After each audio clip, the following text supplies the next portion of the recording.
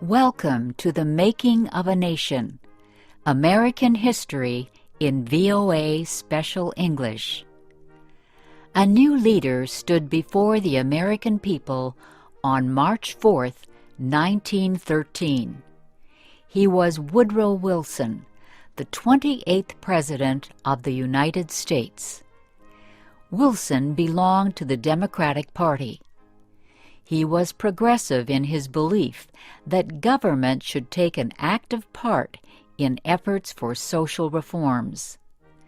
This week in our series, Kay Gallant and Harry Monroe begin the story of Wilson's presidency.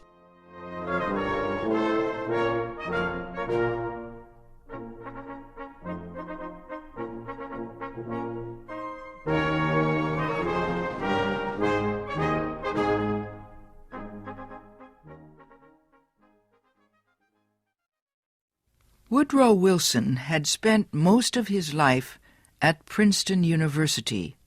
First, he was a professor. Then he was university president.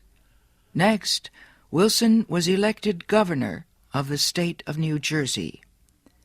His early success as governor made him a leading candidate for the Democratic presidential nomination in 1912. Wilson traveled widely around the country during the campaign. He made speeches to many groups. He tried to make himself and his ideas known to as many Americans as possible. Wilson called his program the New Freedom.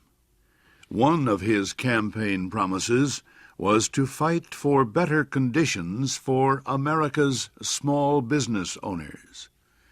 Such proposals helped him win the Democratic nomination for president. Then he defeated President William Howard Taft and former President Theodore Roosevelt in the election. Woodrow Wilson, the former president of a university, had become the president of a nation. The largest crowd in Washington, D.C.'s history welcomed Wilson outside the Capitol building on the day of his inauguration.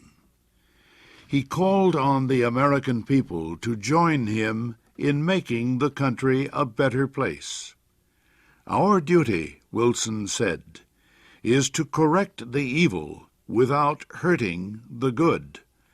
I call all honest men, all patriotic, all forward-looking men to my side."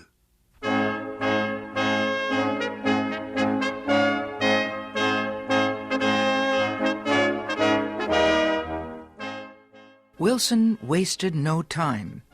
He immediately called a special session of Congress to act on Democratic campaign promises to reduce import taxes or tariffs. Wilson felt strongly about the need to reform these taxes.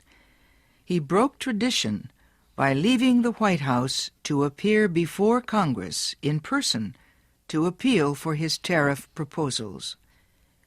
Many members of Congress opposed Wilson's plans, but the new president used the results of a Senate investigation to win the fight.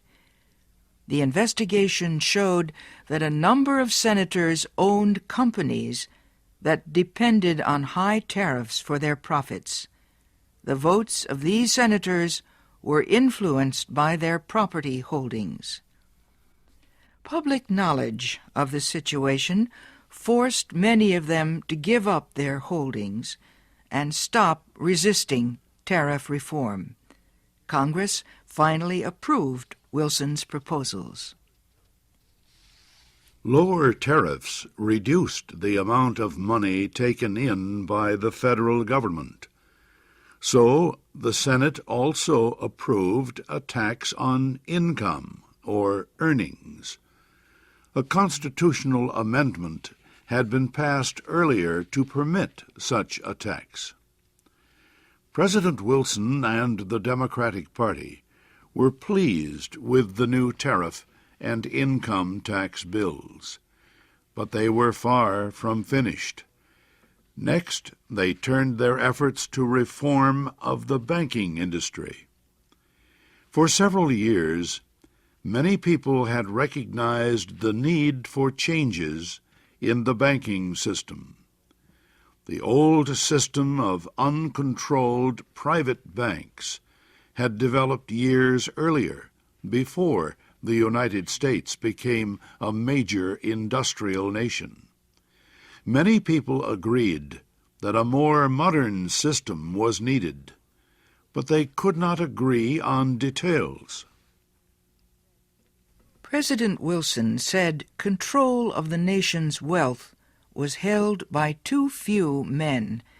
He noted a report that said just 2 men controlled 10% of the total wealth of the United States. Wilson said the nation needed a money supply that could be increased or reduced when necessary to correct economic conditions. He said a method was needed to let banks help each other during economic emergencies. And, he said, laws were needed to prevent a few wealthy men from using the economic resources of the country for their own purposes. Finally, Wilson said the control of this system of banking must be public, not private. It must belong to the government itself. Wilson called his proposal for a central bank the Federal Reserve System. Under the plan, the nation would be divided into 12 areas. Each area would have its own Federal Reserve Bank.